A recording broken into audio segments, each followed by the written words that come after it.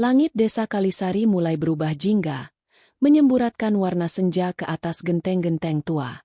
Suara langkah kaki seorang perempuan paruh baya menggema di gang kecil yang dipenuhi bau sampah dan suara tawa anak-anak. Di punggungnya, sebuah karung lusuh yang hampir robek, penuh botol plastik dan kardus bekas. Itulah Bu Raminah, perempuan tangguh yang setiap hari memulung demi menyambung hidup dan membiayai kuliah anak semata wayangnya, Raffi. "Mak, makan dulu sebelum berangkat lagi," ujar tetangganya, Mbak Erni, sambil menyodorkan sepiring nasi dan tempe goreng. Bu Raminah tersenyum, walau garis-garis lelah di wajahnya tak bisa disembunyikan. "Terima kasih, Mbak Erni. Tapi biar saya bawa saja ya. Nanti saya makan di jalan." Ia melanjutkan langkahnya menuju perempatan, tempat biasa ia mengais rezeki di antara tumpukan sampah. Sementara itu, di kota besar yang sibuk dan bising, seorang pemuda mengenakan jas alma mater biru muda tengah duduk di sebuah ruangan seminar. Wajahnya tampan dan penuh percaya diri. Ia adalah Raffi, mahasiswa tingkat akhir jurusan teknik sipil di salah satu universitas negeri ternama. Raffi dikenal pintar, kalem, dan disegani oleh teman-temannya. Tak ada yang tahu latar belakang keluarganya. Ia selalu menghindar bila ditanya soal orang tua. "Vi, kamu hebat banget ya. Dengar-dengar kamu terpilih jadi mahasiswa teladan angkatan kita," ujar temannya, Dito. Raffi tersenyum kaku. "Ah, enggak juga. Biasa aja kok." Dito tertawa. "Biasa aja? Besok kita diwawancara kampus buat masuk buletin wisuda. Loh, katanya juga ada sesi khusus buat ajak orang tua ke panggung." Seketika senyum Raffi menghilang. Ia menunduk, menatap buku catatannya tanpa bicara. Malam itu, di kamar kontrakannya yang sempit, Raffi menatap layar ponselnya. Ada pesan dari ibunya. "Nak, ibu lagi hitung tabungan nih. Kalau cukup, ibu bisa datang ke wisudamu ya? Doain ya." Raffi menggigit bibirnya. Matanya kosong menatap kata demi kata. Hatinya campur aduk. Di satu sisi, ia rindu pelukan ibunya. Di sisi lain, ia takut orang-orang tahu siapa yang sebenarnya ada di balik keberhasilannya. Ia belum menjawab pesan itu. Dan di saat yang sama, di bawah rembulan desa, Bu Raminah masih memulung, dengan senyum penuh harapan dan karung berat di punggungnya. Pagi menyambut dengan udara sejuk di kampus tempat Raffi menuntut ilmu. Mahasiswa lalu lalang dengan toga, terlihat ceria mempersiapkan hari besar yang tinggal menghitung minggu, hari wisuda. Di aula fakultas, panitia wisuda sedang mempersiapkan acara. Salah satu dosen pembimbing, Bu Nani, berbicara di depan Raffi dan beberapa mahasiswa terpilih. "Untuk tahun ini, kampus akan menampilkan profil mahasiswa teladan. Kalian akan berdiri di atas panggung bersama orang tua masing-masing. Kami ingin menunjukkan bahwa keberhasilan kalian bukan hanya karena kerja keras pribadi, tapi juga karena dukungan keluarga." Kata-kata itu menghantam Raffi seperti palu. Ia hanya mengangguk pelan, berusaha tetap tenang meski napasnya mulai sesak. Sore harinya, Raffi duduk sendirian di taman kampus. Di tangannya, sebuah formulir biodata untuk publikasi acara wisuda. Ada satu kolom yang membuatnya terpaku. Nama orang tua wali yang akan hadir di panggung. Tangannya menggenggam pulpen, tapi tak kunjung menulis. Dalam pikirannya, bayangan ibunya muncul. Ibu dengan topi caping, kulit legam karena matahari, tangan kasar yang biasa memilah botol bekas. Kalau mereka tahu siapa ibuku, apa mereka masih akan memandangku seperti sekarang? Pikirnya, getir. Di tempat lain, di desa Kalisari, Bu Raminah tengah menghitung uang receh di dalam kaleng bekas biskuit. Jemarinya yang penuh bekas luka dan kasar memisahkan koin-koin dengan teliti. 150.000 lagi, mungkin cukup buat ongkos ke kota, beli baju baru, dan bawa sedikit oleh-oleh untuk anakku. Matanya berbinar. Wajahnya letih, tapi semangatnya menyala. Di balik karung sampah, ia sudah membayangkan berdiri di sebelah Raffi, memeluknya di atas panggung, dan berkata, "Ini anak saya, anak pemulung. Tapi dia bisa jadi sarjana." Namun malam itu, ponsel Raffi kembali berbunyi. Sebuah pesan dari ibunya masuk. "Nak, ibu rencananya naik bis dari terminal kampung. Bisa ya nanti dijemput di stasiun kota?" Raffi menatap pesan itu lama sekali. Lalu, ia mulai mengetik. "Bu, nggak usah datang. Nanti aja kita rayain di rumah. Lagi pula panggungnya sempit. Undangan terbatas. Ibu istirahat aja ya." Pesan itu terkirim. Beberapa detik. Tak ada balasan. Beberapa menit. Beberapa jam. Hingga malam benar-benar larut. Dan pesan itu tetap belum dibaca. Raffi menarik selimut dan memejamkan mata, menenangkan diri dengan bisikan pelan. "Maaf, Bu. Aku cuma nggak ingin mereka menertawakan Ibu." Di desa yang jauh, di tengah gelap dan dinginnya malam, Bu Raminah masih terjaga di bawah lampu minyak. Matanya menatap kaleng uang di pangkuan. Ada satu tetes air jatuh ke atas koin-koin itu. Tapi ia tidak berkata apa-apa, hanya menggenggam uang itu lebih erat. Seolah masih ingin percaya bahwa harapan belum benar-benar padam. Beberapa hari telah berlalu sejak Raffi mengirimkan pesan yang menyayat hati itu. Ia menjalani rutinitasnya seperti biasa, datang ke kampus, menghadiri kelas terakhir, dan menghadiri rapat panitia wisuda. Di mata orang lain, Raffi tetap sosok mahasiswa panutan, penuh prestasi dan sopan santun. Namun di balik senyumnya, ada kegelisahan yang terus menggerogoti. Sementara itu, di sudut desa yang sederhana, Bu Raminah bangkit lebih pagi dari biasanya. Dengan pakaian yang sama, karung yang sama, dan semangat yang sama, ia kembali menyusuri jalan setapak menuju kota kecil untuk memulung. Namun ada yang berbeda pagi itu. Di dalam karungnya, bukan hanya botol bekas. Ada kain batik tua yang dilipat rapi dalam plastik, baju putih bersih hasil pemberian warga desa, dan sebuah kado kecil berisi foto masa kecil Raffi yang dibingkai kayu oleh Pak RT. "Kalau kamu tetap mau ke kota, ini buat Raffi. Biar dia tahu dari mana dia berasal," kata Pak RT sambil menyerahkan bingkai itu semalam. Bu Raminah mengangguk dan menggenggam bingkai itu erat, seolah menggenggam kenangan yang tak ingin ia lepaskan.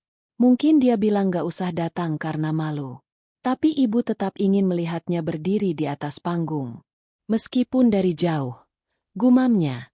Di kota, Raffi mendapat undangan resmi dari kampus. Orang tua mahasiswa teladan akan diberi tempat khusus di barisan depan panggung. Dosen pembimbingnya, Bu Nani, bertanya dengan ramah.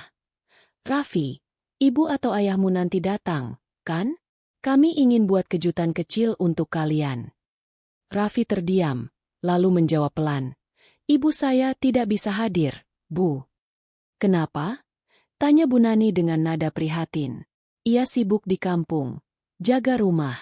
Lagi pula beliau bukan tipe yang nyaman di acara resmi," jawab Raffi, menahan getar di suaranya. Bu Nani hanya mengangguk pelan. Namun sorot matanya seolah tahu ada sesuatu yang disembunyikan. Sore itu, saat teman-teman Raffi sibuk mempersiapkan toga dan mencetak foto keluarga untuk ditempel di mading, kisah di balik mahasiswa hebat, Raffi berjalan melewati deretan foto mereka. Semua tampak bahagia. Ada yang berdiri di antara orang tua berdasi, ada yang memegang tangan ibu dengan jilbab anggun, dan satu foto bahkan menunjukkan ayah yang datang dari luar negeri hanya untuk menghadiri wisuda anaknya. Raffi berhenti di depan papan mading yang kosong. Di sana akan dipasang fotonya. Tapi tak ada satupun yang bisa ia kirim. Ia hanya menggenggam ponsel, menatap layar kosong. Di malam yang sama, Bu Raminah berdiri di terminal bus kecil. Karungnya sudah penuh, tapi bukan dengan sampah. Isinya kini harapan, cinta, dan perjuangan yang diam-diam ia kemas dalam diam. Ia naik ke bus dengan tubuh lelah dan hati yang tak yakin. Tapi ia tahu, tak peduli betapa jauh anaknya menjauh, ia tetap akan datang. Walau sekadar berdiri di ujung halaman, melihat dari kejauhan, dan berkata dalam hati, "Itu anakku." Bus tua yang ditumpangi Bu Raminah menderu perlahan menembus malam. Kursinya keras, AC-nya nyaris tak berfungsi, dan jendelanya berembun karena hujan gerimis. Tapi wajah Bu Raminah tetap tenang. Di pangkuannya, bingkai foto Raffi kecil dibalut kain agar tidak pecah. Di sebelahnya, karung lusuh yang sudah mulai robek, dijahit seadanya. Perempuan itu menatap keluar jendela, melihat kelap-kelip lampu kota yang asing baginya. Besok anakku jadi sarjana. Semoga aku bisa lihat dia, meski dari jauh saja cukup. Di kota, Raffi baru saja selesai menyiapkan bahan presentasi untuk acara testimoni mahasiswa teladan. Ia duduk sendiri di ruang lobi kampus, ditemani layar ponsel yang tak kunjung memberi kabar. Tak ada pesan dari ibu. Ia tahu ibunya diam, mungkin sakit hati. Tapi ia tetap bersikukuh dengan keputusannya. Dalam hati, ia merasa telah melakukan hal yang terpaksa untuk menjaga citra, untuk menghindari cibiran, dan untuk melindungi dirinya dari rasa malu yang entah benar-benar miliknya atau ciptaan pikirannya sendiri. Pagi hari, suasana kampus riuh oleh suara tamu-tamu yang mulai berdatangan. Orang tua datang dengan baju terbaik mereka, berfoto bersama anak-anak mereka yang mengenakan toga dan senyum penuh bangga. Dito menghampiri Raffi. "Ortu lo udah dateng, Vi." "Nggak bisa dateng. Ibu di kampung," jawab Raffi pendek. "Wah, sayang banget tapi tetap keren sih. Lo kan paling jago. Lo bakal pidato kan nanti." Raffi hanya tersenyum kaku. Ia mulai merasa hampa. Semua ini terasa seperti pentas sandiwara yang megah. Tapi panggungnya dingin. Hatinya seperti kursi kosong di barisan depan yang seharusnya diisi seseorang yang paling ia cintai. Dan pada saat itu, seorang perempuan berkerudung lusuh berjalan pelan melewati pintu gerbang kampus. Di tangannya, sehelai undangan wisuda yang ia temukan di dalam tas Raffi saat berkunjung beberapa bulan lalu. Ia menunjukkannya pada petugas, dan dengan bantuan salah satu mahasiswa yang kebetulan mengenalnya, ia akhirnya diizinkan masuk ke halaman kampus. Bu Raminah berdiri canggung di bawah pohon besar di pinggir lapangan. Ia tidak tahu harus kemana. Ia tidak tahu harus mencari siapa. Tapi ia tahu, dari tempat ini, anaknya akan keluar sebentar lagi. "Aku nggak akan ganggu. Cuma mau lihat aja dari jauh." "Itu udah cukup," gumamnya sambil memeluk karung kecil di tangannya. Di ruang tunggu wisudawan, panitia kampus memberi pengumuman. Bagi mahasiswa teladan, dimohon bersiap menuju panggung bersama orang tua. Harap mendampingi masing-masing. Raffi tertegun. Kursinya dingin. Teman-temannya beranjak satu persatu, bersama ayah, ibu, atau wali masing-masing. Ia sendirian.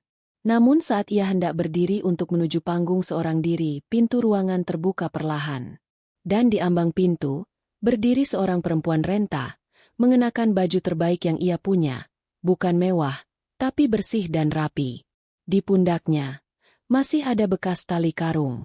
Di matanya, ada gugup dan bahagia yang bercampur. Bu Raminah telah datang. Seisi ruang tunggu mendadak senyap saat pintu terbuka dan Bu Raminah melangkah masuk. Para mahasiswa dan orang tua mereka menoleh. Sebagian memandang heran, beberapa dengan lirikan yang tak bisa disembunyikan, memperhatikan penampilan perempuan tua yang tak biasa hadir di lingkungan akademik itu. Bu Raminah berdiri kikuk, menunduk, bingung harus kemana. Ia melihat sekeliling, mencari wajah anak yang telah ia besarkan dengan cucuran peluh dan doa. Ia tak tahu bahwa ia sudah berada begitu dekat. Raffi berdiri membeku. Matanya membelalak, bibirnya terbuka sedikit, tetapi tak ada suara yang keluar. Ibunya berdiri di sana. Ibunya benar-benar datang. "Nak." Bu Raminah menyapa dengan suara pelan, nyaris tak terdengar, namun cukup untuk menusuk hati Raffi. "Ibu datang. Ibu cuma mau lihat. Kalau nggak boleh ikut ke dalam juga nggak apa-apa." Semua mata kini tertuju pada mereka. Raffi melihat teman-temannya mulai memperhatikan. Ia tahu apa yang mereka pikirkan. Ia tahu mereka mulai berbisik. Ia tahu pandangan itu. Pandangan yang dulu membuatnya bertekad menyembunyikan asal-usulnya. Namun dalam hati, ada sesuatu yang perlahan runtuh. Seketika itu juga, salah satu panitia menghampiri. "Maaf, Bu. Untuk pendamping mahasiswa teladan, harusnya sudah terdaftar sebelumnya. Ibu tidak ada di daftar." Kalimat itu seperti palu yang menghantam kepala Bu Raminah. Ia mundur setapak. "Oh, maaf.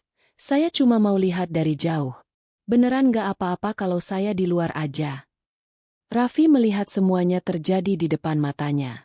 Ibunya yang lelah, yang menempuh perjalanan jauh hanya untuk berdiri sekejap di sisinya, kini ditolak, karena ia sendiri yang tak menuliskan nama ibunya di formulir itu. Dito, yang melihat situasi, berbisik pelan. "Vi, itu ibumu, ya?" Raffi mengangguk pelan, tanpa suara. Dalam diam yang terasa panjang, Raffi akhirnya melangkah. Ia berjalan ke arah ibunya, menatapnya. Tak ada air mata, hanya dada yang sesak. Ia meraih tangan ibunya yang kasar. Tangan yang dulu ia tolak saat diantar ke stasiun. Tangan yang dulu ia sembunyikan dari dunia. "Bu, ikut saya ke panggung." Tapi, ibu nggak diundang. Yang ngundang sekarang anak ibu. Dan di luar dugaan semua orang, Raffi menggandeng ibunya. Ia melewati panitia yang terdiam, melewati mahasiswa yang menatap, dan masuk ke aula tempat acara wisuda berlangsung. Langkahnya tegas, kepalanya tegak. Ia tidak peduli apa yang akan orang-orang katakan. Karena hari itu, ia akhirnya tahu, bukan rasa malu yang harusnya ia pelihara, tapi rasa bangga. Langkah Raffi menyusuri lorong menuju aula utama menjadi pusat perhatian. Di sampingnya, Bu Raminah berjalan pelan, tetap menunduk, tak nyaman dengan segala tatapan yang datang bertubi-tubi. Karung kecilnya ia genggam erat. Bingkai foto di dalamnya terasa berat oleh makna. Panitia yang tadinya hendak menegur, kini hanya bisa terdiam saat melihat Raffi, mahasiswa teladan dengan nilai tertinggi, menggandeng perempuan yang tak terlihat seperti orang tua kebanyakan di acara wisuda. Dosen pembimbingnya, Bu Nani, yang berada di barisan depan, bangkit berdiri begitu melihat mereka. "Raffi, itu ibumu?" "Iya, Bu. Terima kasih sudah membawanya. Ini sangat berarti." Ada senyum kecil di wajah Bu Nani, tapi ada air bening pula di matanya. Ia tahu, ia paham, dari dulu ia sudah bisa membaca beban yang ditutupi Raffi dengan prestasi. Aula yang semula penuh tepuk tangan kini terdiam saat nama Raffi Arya Ramadan disebut. Mahasiswa teladan Fakultas Ilmu Sosial, dengan predikat cum laude dan pencapaian akademik serta pengabdian masyarakat terbaik tahun ini. Semua mata tertuju ke panggung saat Raffi melangkah, menggandeng ibunya. Bu Raminah mencoba melepaskan tangannya, tetapi Raffi menguatkan genggamannya. "Bu, temani aku. Ini bukan penghargaan untuk aku sendiri."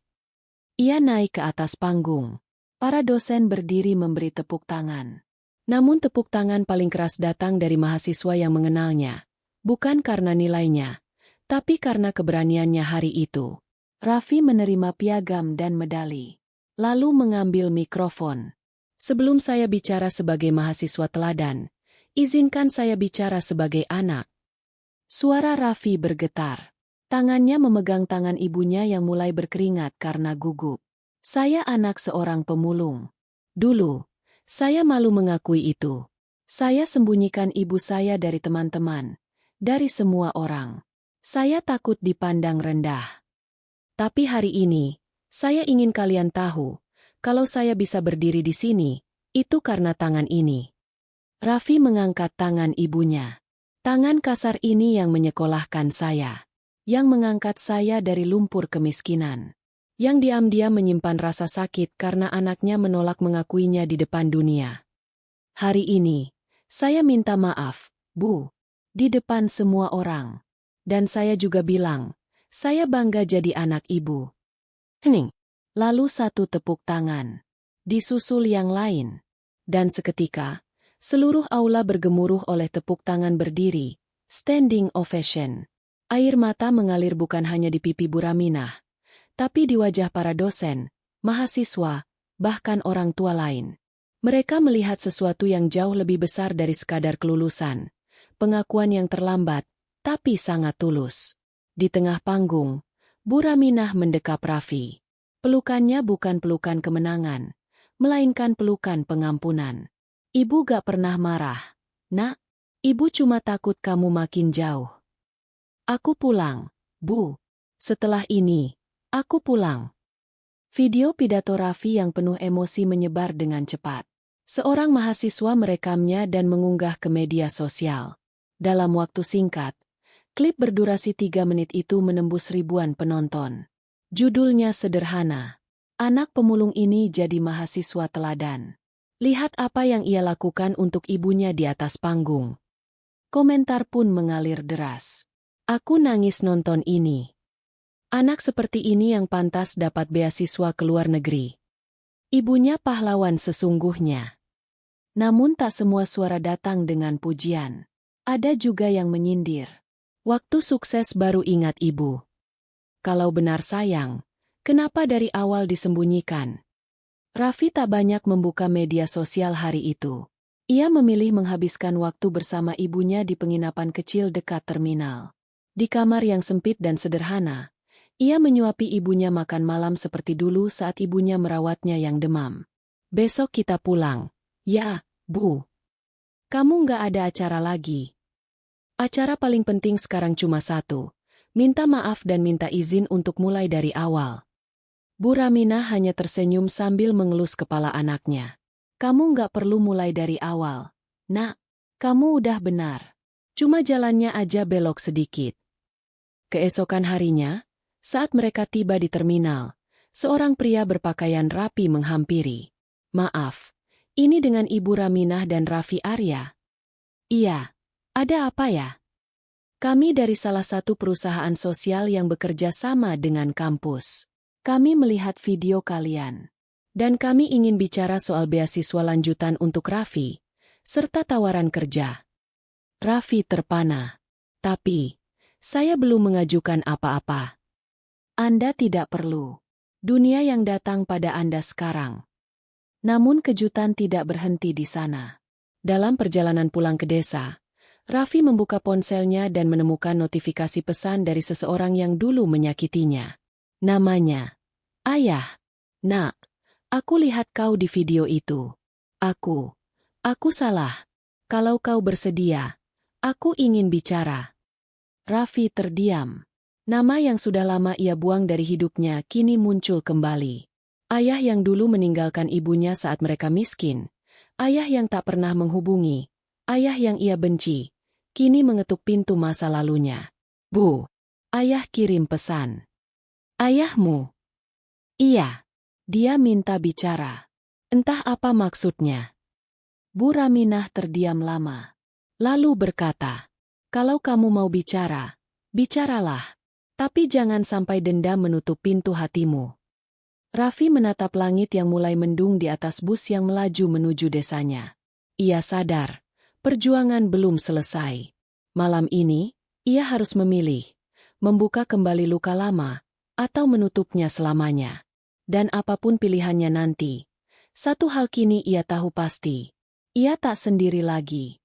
Malam itu, Raffi duduk di beranda rumah kecil mereka di desa. Angin membawa aroma tanah basah, dan suara jangkrik bersahutan dengan pikiran-pikiran yang tak kunjung reda di kepalanya.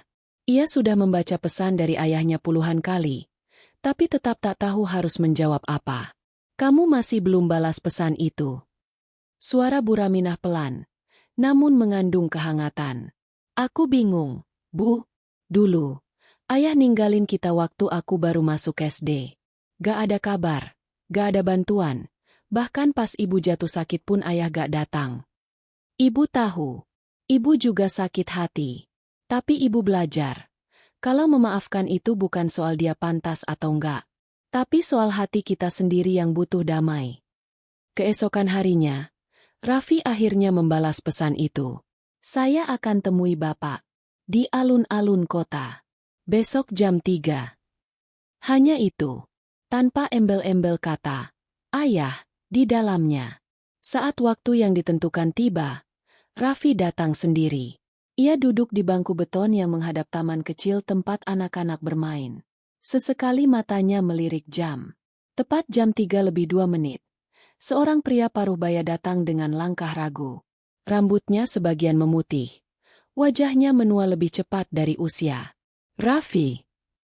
Iya. Terima kasih sudah mau ketemu. Raffi hanya mengangguk. Hening. Aku. Minta maaf. Dulu aku pengecut. Aku lari dari tanggung jawab. Aku pikir kalau aku pergi, Kalian akan lebih baik tanpa aku. Kami nggak lebih baik. Kami menderita. Ibu nangis hampir tiap malam. Aku harus bantu cari uang sejak SMP.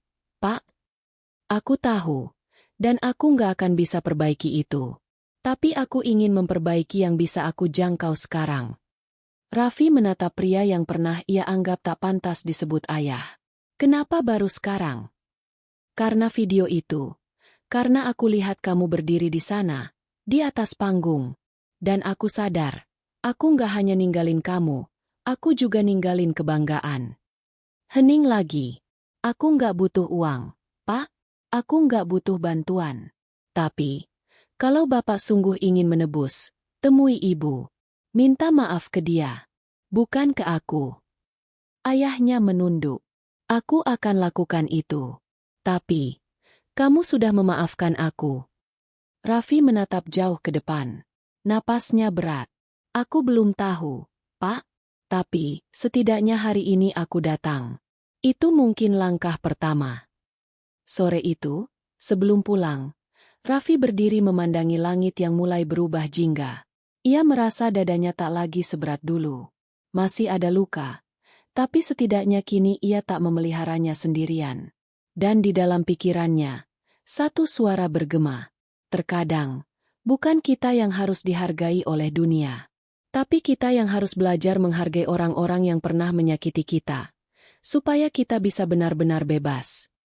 Sudah seminggu sejak pertemuan itu. Desa kecil di pinggiran kota tempat Raffi dibesarkan kini terasa lebih hangat.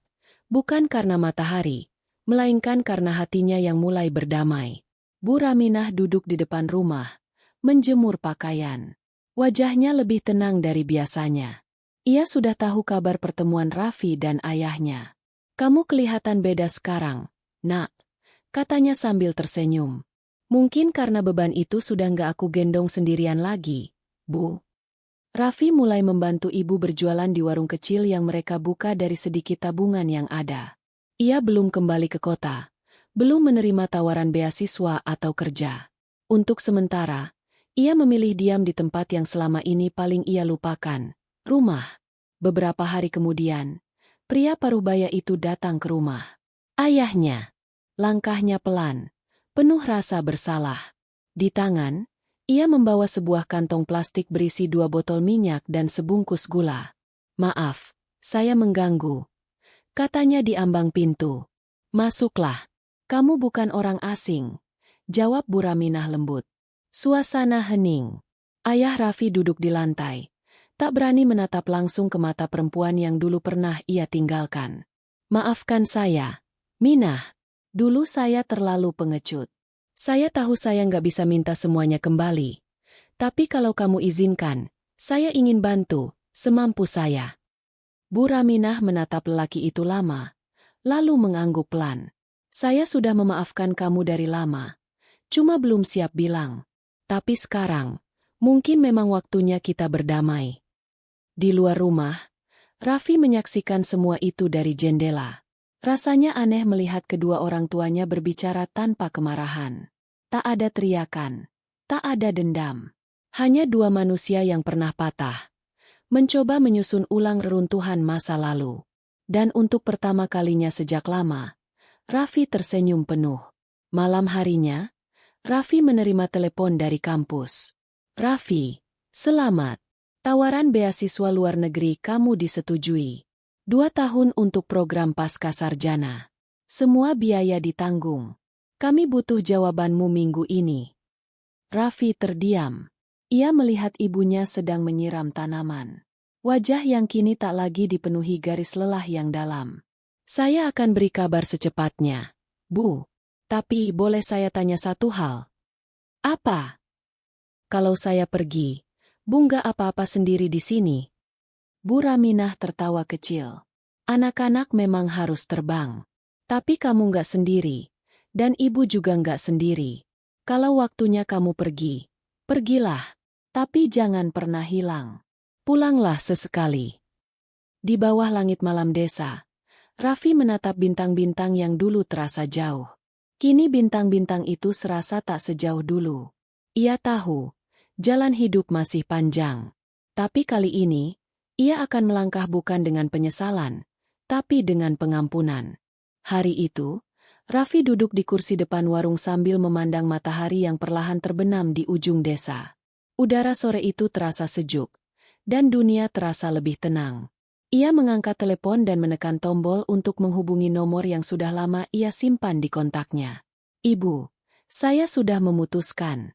Saya akan pergi kuliah di luar negeri. Tapi saya janji, saya akan kembali. Saya nggak akan pernah lupakan rumah ini, Bu." Di ujung telepon, suara Bu Raminah terdengar terharu. "Ibu tahu kamu pasti pilih itu. Nak, kamu sudah siap terbang. Dan ibu bangga banget sama kamu." Raffi menatap ke arah rumah kecil mereka, tempat di mana ia tumbuh, tempat di mana semua rasa sakit dan kebahagiaan hidupnya tercatat dalam jejak-jejak langkah. Ia merasa yakin, apapun yang terjadi, ia sudah siap. Beberapa minggu kemudian, Raffi berdiri di ruang terminal bandara, tas ransel besar di punggungnya. Ia mengenakan jaket hitam sederhana dan celana jeans. Wajahnya tak lagi cemas, tak lagi penuh keraguan. Raffi telah memilih jalannya sendiri. Jalan yang tak terduga, penuh dengan perjuangan, namun penuh juga dengan harapan. "Selamat jalan, Nak.